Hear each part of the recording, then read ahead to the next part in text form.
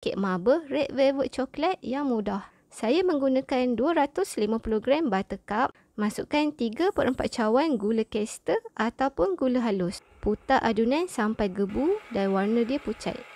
Masukkan 4 biji telur satu persatu.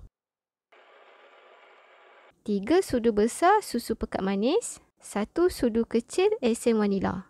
Kalau nak bau lebih wangi, boleh menggunakan creamy vanila ataupun butter vanila. Ayakkan 2 sudu kecil baking powder. 2 cawan tepung gandum. Kita ratakan dahulu guna spatula. Untuk bagi sebati, kita pakai mixer. Adunan ni saya bagi kepada 3 bahagian. Yang pertama kosong, yang kedua red velvet, yang ketiga coklat. Masukkan 1 sudu kecil dark coklat Elmaco, 1 sudu kecil red velvet Elmaco. Masukkan 1 adunan, selang-seli dan bertindih sampai habis. Tekstur adunan ni pekat, jadi korang kena hentakkan loyang bagi adunan jadi rata. Untuk corak di bahagian atas, saya lorikkan pakai lidi.